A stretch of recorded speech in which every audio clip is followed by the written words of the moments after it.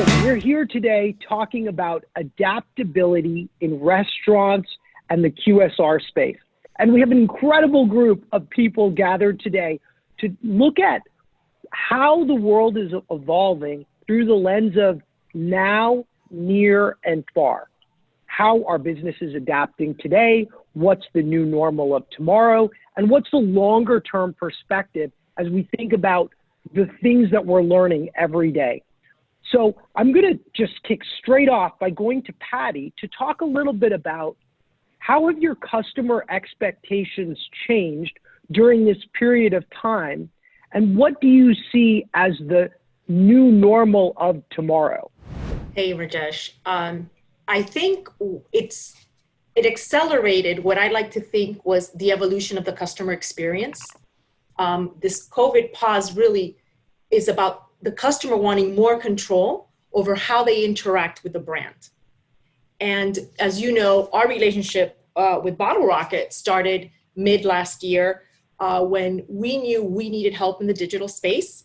And it really has evolved into a larger component of our strategic vision.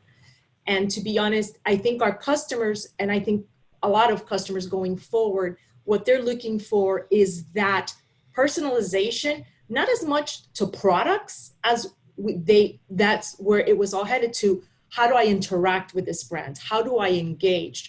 I no longer feel safe going into their restaurant, but I still want to have their product. And I think that's what the new normal is going to be. It's about controlling the rules of engagement, so to speak, with retailers, with restaurants.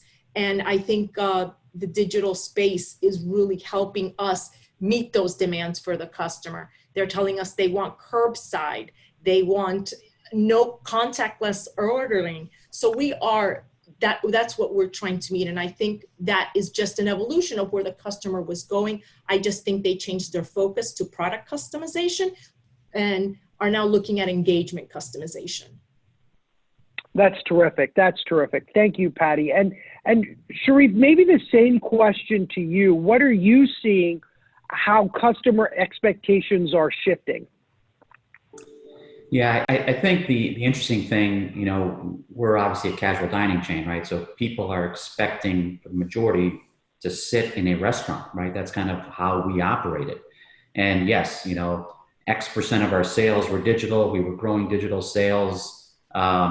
And technology obviously led the way to that, right? In terms of creating very personalized engagement, very connected digital type of action, right? Whether it's delivery or pickup, to go, curbside, and all that's great. But when that's only 15, 20+% of your business, you really got to think differently now in the new world around what does the 80% look like, right? And how does technology help you when you still have big restaurants where you're expecting people to come in and have a good time, right? And so how does technology help with still making something contactless, something frictionless, something safe?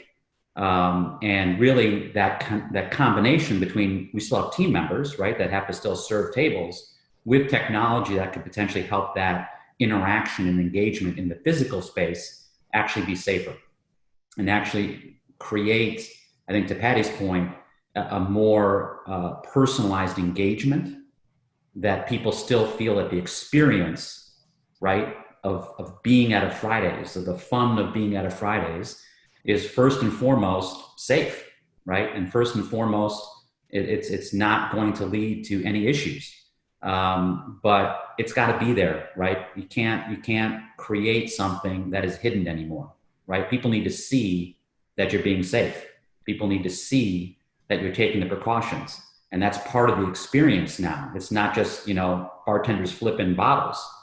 Part of the experience is someone spraying every surface while customers are watching. And so that's really the key, I think, is that marriage between physically operating differently with technology that helps enable that experience, but not just when people are outside of restaurants, but actually when people are sitting inside and seeing the technology help make that engagement and that experience as perfect as it can be to engage them and to create their loyalty. Thanks, Sharif. No, it's interesting too, that lens of, what's happening perhaps in the quick serve space and what some of the customer preferences are there versus what's happening more in that casual dining space. And there's definitely a set of unmet needs that overlap both, but they're unique as well in terms of needing to perhaps solve things in a different priority order. So let's come back to that. But before we do, I want to make sure we get John Joe in here to talk a little bit about, what from a more of a macro perspective are you seeing around customer feedback? What are some of the things that you're seeing from some of your set of customers on themes around customer expectations changing? Yeah, it's a good question. Just to go off Sharif's points, customers expect everything personalized to their situation in real time. And I think especially in the situation that the world finds itself in today, this is a massive transformation, restriction, and mandate that's put on brands in terms of, if you're at TJ Fridays where 99% of your business was being done at the table, and now all of it has to be done through mobile ordering and curbside pickup to serve decent customer experiences. That's a massive transformation from a technology and a process level. Yet we as consumers expect it to happen automatically and overnight. And so it's kind of bridging that gap, or at least if you ask what are our customers looking for, our customers being the brands, not the end users that those brands serve, our customers are looking for, infrastructure that provides them the agility to, at a moment's notice, say, okay, now my whole focus needs to be done through the mobile app. I need some sort of push messaging capability through it. I need some sort of geolocation, because 100% of my revenue is based on my ability to meet a person with their specific order as their car is rolling up to physical location X, Y, or Z. So I think it's that emphasis on agility to activate new technologies when you're drastically shifting strategy immediately, efficiently, and in real time, as opposed to the 3 to 6 month dev and re-release cycles that we've all been used to within technology, is the biggest expectation that we've been seeing. And then on top of that, obviously continuing to be able to collect all of the real-time information and insight they want to be about not just the users themselves, but with their satisfaction level of the interactions that the brands are trying to drive in this upside down world that they're trying to accommodate. Yeah, that is really interesting. The themes there around agility, adaptability, flexibility, and it's so important because the brand manifests itself in the entire experience. And so meeting the customer where they've almost come to expect that as a brand, my interaction should be a certain way. And so that's really fascinating. Patty, I want to dive in a little bit deeper around the employee side of things. So how are you thinking about how have employee behaviors changed in this COVID pause time? And do you think that these shifts will be permanent for some period of time, or and how have you as a brand perhaps adapted to some of them? I think what a lot of folks don't understand, and I think Sharif does understand probably better than anybody else on this panel, is that we have our employees, our team members have been doing a lot of these things all along. And to his point, now we just need to make it visible. So for us and for our employees, what was really, really important was that we protect them, because sanitation, food safety, that has always been a very ingrained part of our culture. But and I just don't say only at Taco and Pollo, I think it's a very ingrained part of the restaurant industry. A lot of these things that now everyone is doing, the restaurant industry has been doing since day one. This has always been very important. So from that aspect of what we expected of our team members, we haven't had a lot of changes. It's now just more visible. On our end, we feel that we had to protect them. make sure that they had the tools they need to feel safe coming into work. We are, everyone masked. We were actually in South Florida when nobody was asking for face coverings at the very, very beginning of shelter in place. All of our employees at that time, the only thing we can source was really bandanas, but they were really creative. They made face masks out of the bandanas we found for them, until we could source them. And we were actually featured in the local news here that they had been to, I think it was 4 restaurants, and at our restaurants were the only ones where they found this to happen. The safety of our employees is very important. We've put in what used to, like the sneeze guards, to use a better word, at buffets are no longer on the buffets, because buffets, I think, unfortunately, are a thing of the past. But we now make sure that we have guards that protect our guests, our employees. And I want to also say we protect our guests. The reality is some guests choose to come into our restaurant, though our policy is to wear a mask. So for that guest that wants to still go into our restaurant and place their order, we want to ensure, and they choose not to wear a mask, we want to make sure we're protecting our employee as well.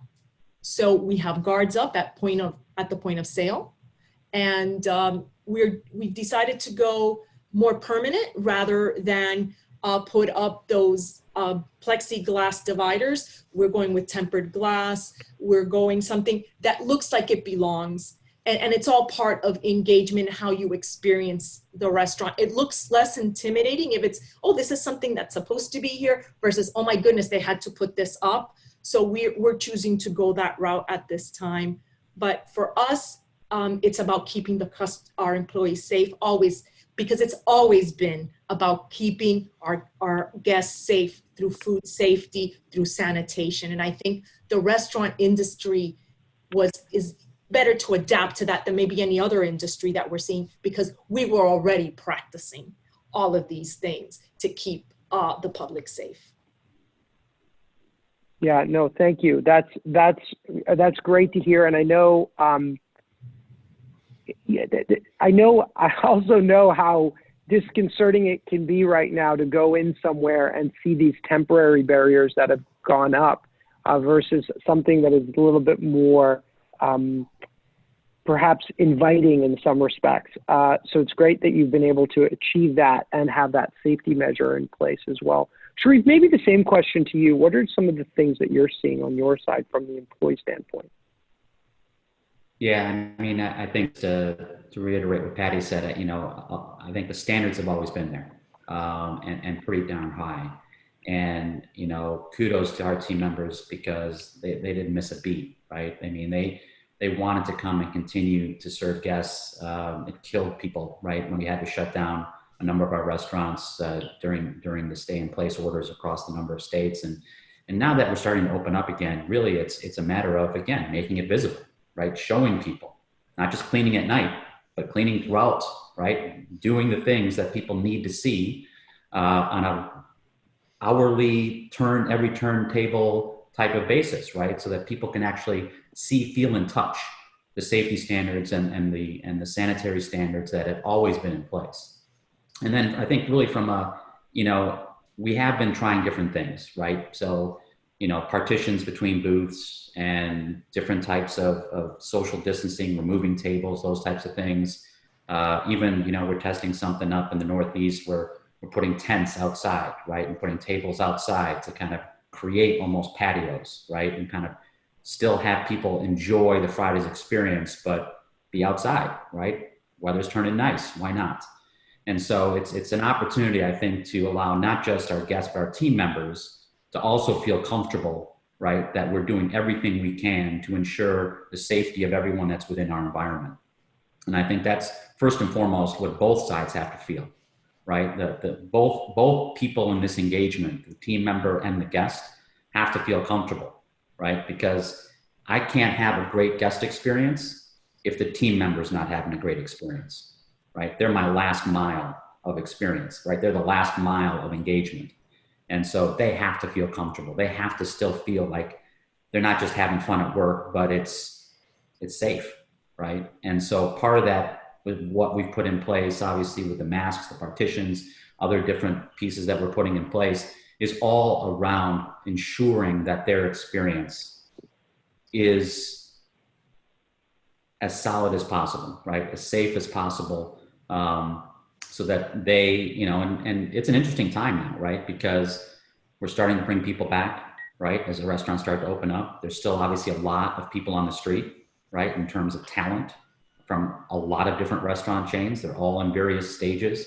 A lot of restaurant independents are not coming back from this, right? So there's lots of talent out there. And really, again, I think it's a matter of not just retaining some of your best people, but also an opportunity now to go and grab some great people that are out there, that are in the restaurant sector, that have hospitality running through their blood.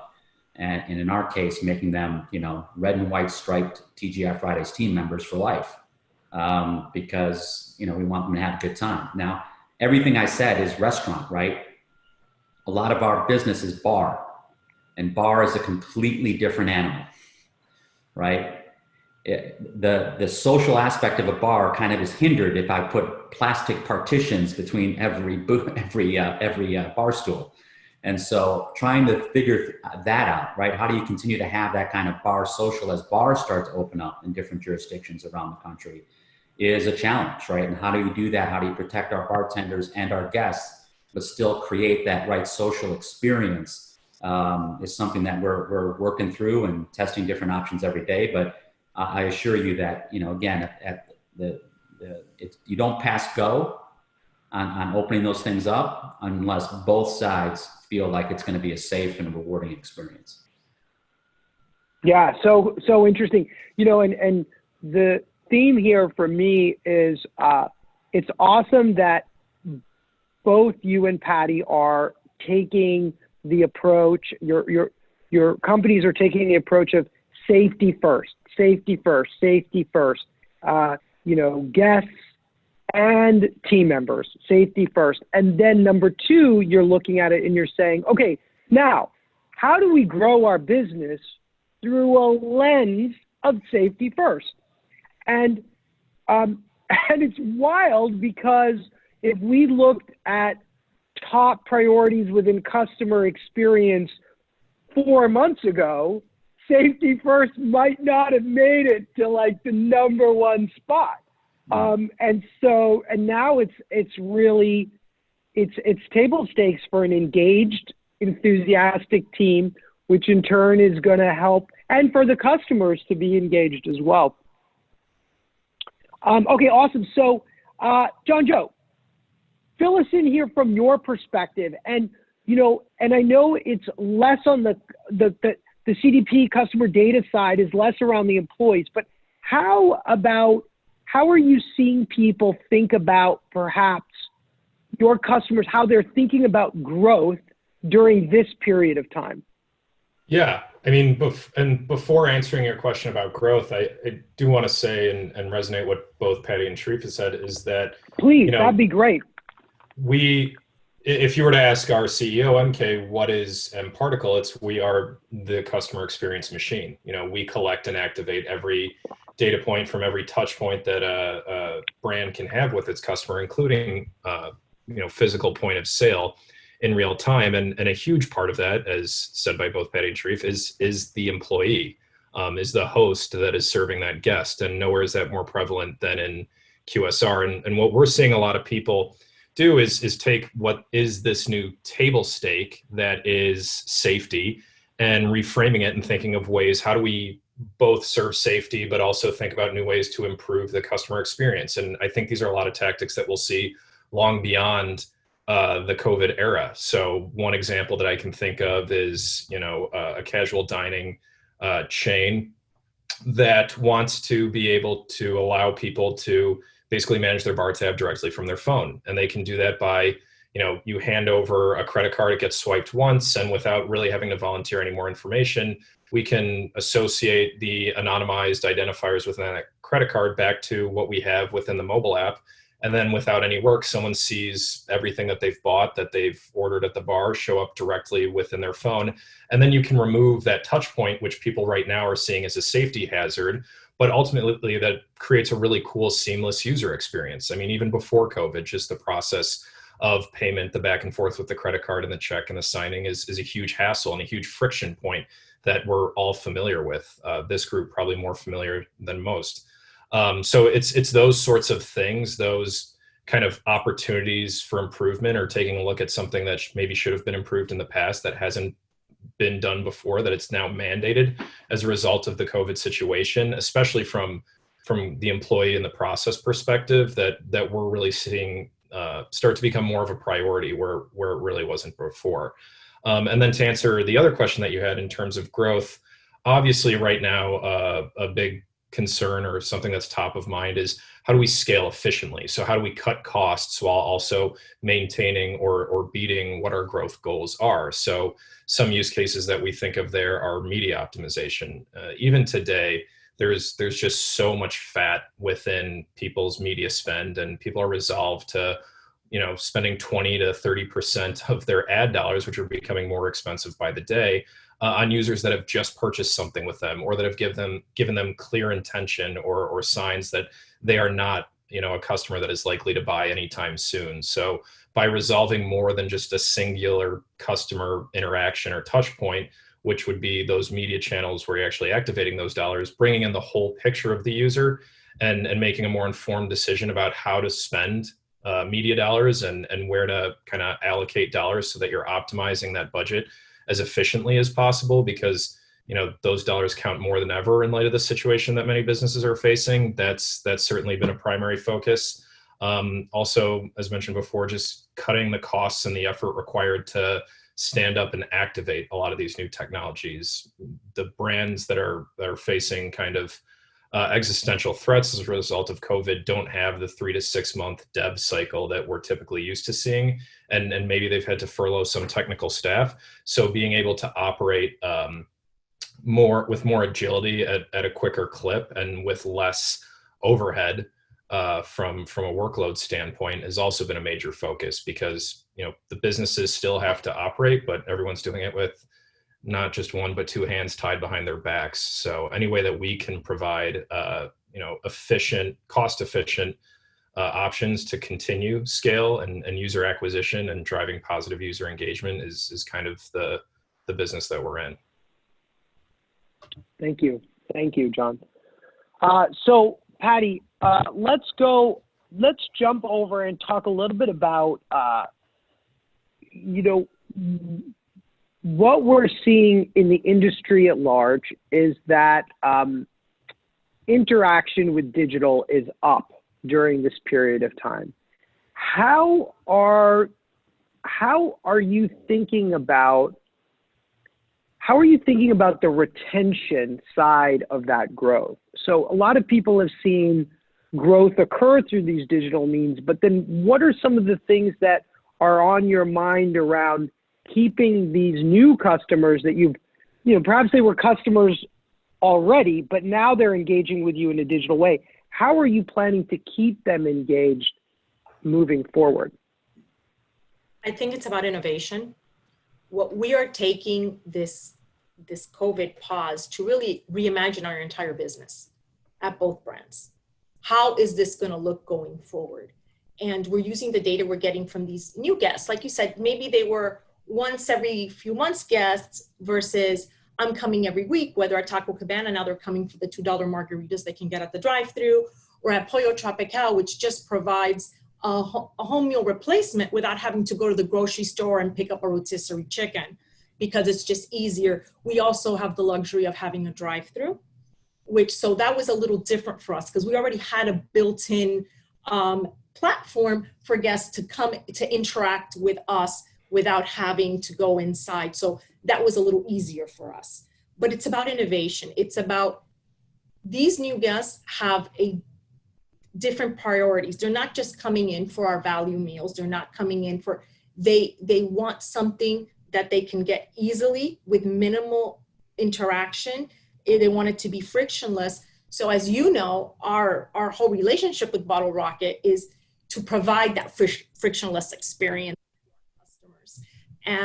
But I think the way to retain is by added value, by innovation, by providing not only on the digital side, but on the culinary side, things that they just can't get anywhere else that fits within who we are as a brand. And and provide enough of a value that they will come back. And we are leveraging, as you know, you guys are doing beautiful apps, engineering beautiful apps for us to keep that engagement, to keep that going on once they've gone through the drive-through or done curbside or done a pickup order, that they continue to engage. So it's innovation on every front, culinary, digital, on every front of the customer-facing experience.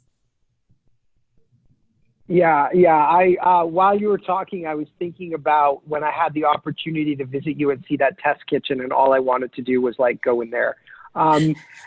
So yeah, I mean, that's so interesting, you know, innovation at the level of experience, innovation at the level of product, you know, and I think about product as not just the physical food, but the product that is the experience, right? The service, and then at the operations level, and then at the technology level, which is supporting all of that. So that's a really interesting perspective. Sharif, what about from your side?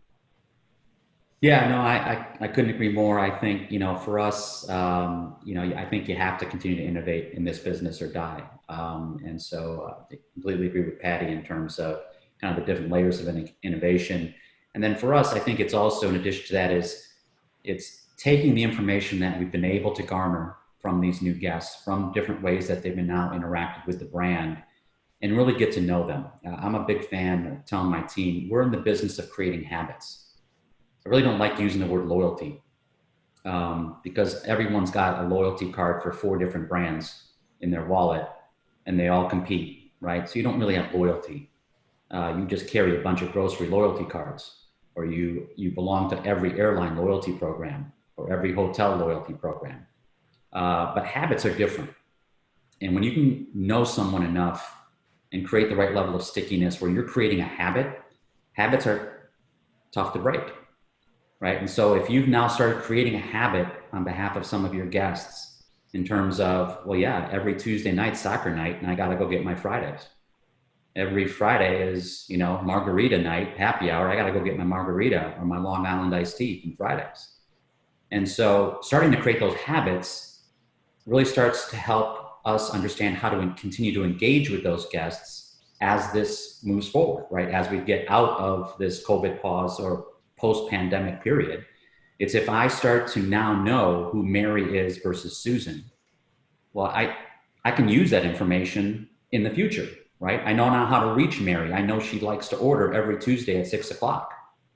So my ability to know that and to reach out to her at 5:55 p.m. on a Tuesday and just remind her to continue her habit at Fridays is powerful, right? It creates that stickiness that we need because it continues to support a very frictionless, very convenient habit.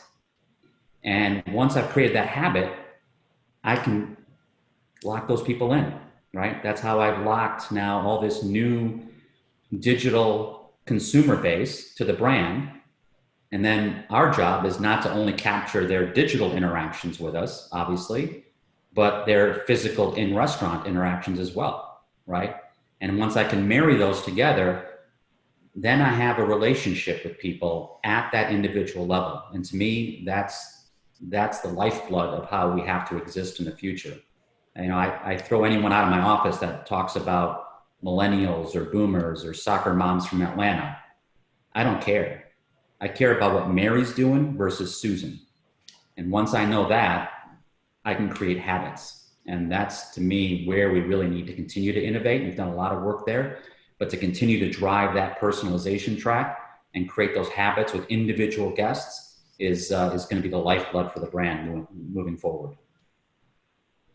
Yeah, that's so, you know, so the personalization, the segmentation, but the segmentation to a level of personalization, and that personalization needs to expand not only perhaps the persona, but also the right interaction points and times to engage with the brand. I know you're speaking John Joe's music. Like this is like right in your wheelhouse, John Joe. I know retention is something you think a lot about as you think about data and how to leverage that So do you want to take a stab at answering that idea of like retention and things that you're seeing happening there? Yeah. I mean, it's again, kind of to harp on everything that I've said already, it's nothing new. It's just more of a priority now. I think the best example that we have of kind of to go off Sharif's point, creating new habits or redirecting habits was this Whopper detour campaign that Burger King approached us with. It's been publicized and won a bunch of awards. I think the Titanium Lion last year at Cannes, and basically what they were doing was, like Sharif said, you have users who have probably the McDonald's app and the Burger King app, and maybe they prefer the McDonald's app a little bit more. But what they were doing was with kind of the real-time information of Susan versus Mary, and not geographic or demographic data, but user-specific data. They could recognize anytime someone was within 300 feet of a McDonald's location. And then right away, they started messaging them with push messages, or they started targeting them with specific programmatic media, or they would send them an email for a 1-cent Whopper. And so they were literally detouring these users, creating that habit that when they thought, oh, I'm hungry for a burger, they incentivized them to go to Burger King. And they drove that habit to Burger King as opposed to McDonald's. And it created habitual behaviors.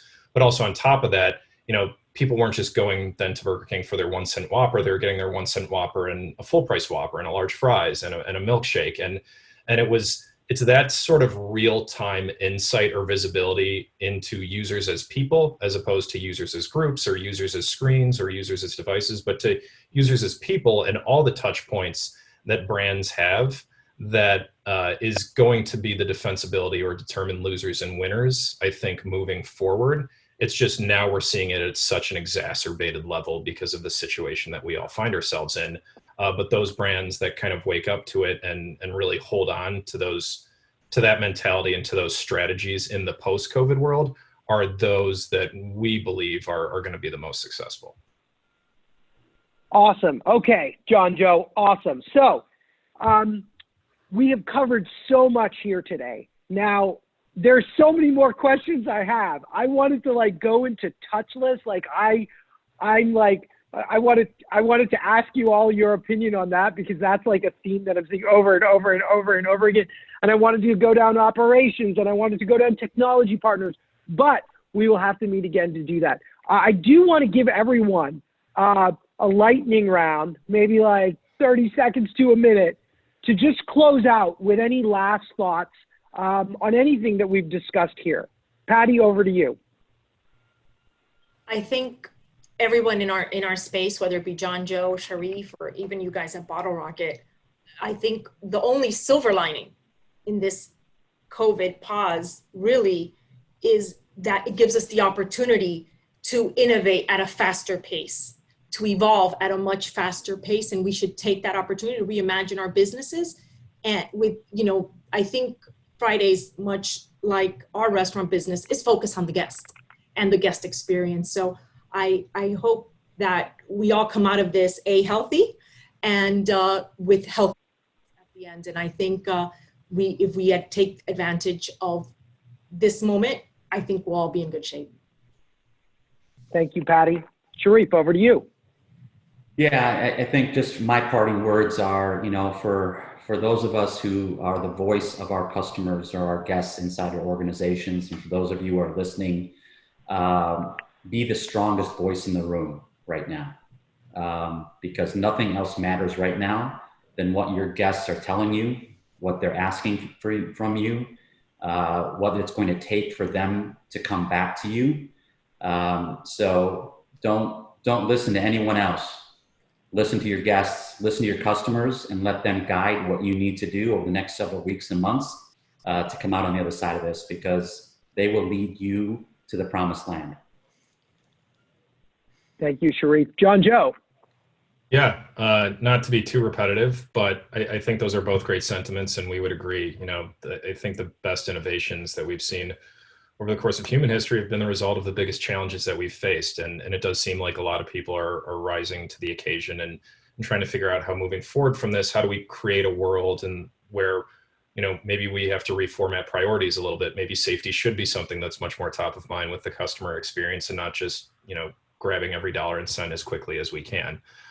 So I certainly am optimistic for the future in terms of how people are taking the situation to build better brands, better experiences to ultimately serve their customers as best as possible. And likewise, I hope that all of our colleagues and counterparts and Particle are doing the same. And I know that we're keeping an eye towards what should we be building to help create that kind of world that we're looking at. So yeah, I'm excited and optimistic for the future ahead. Awesome. Thank you so much, everyone. This has been a wonderful time together. I hope you all have a great day and talk to you soon. Thank you. Thanks.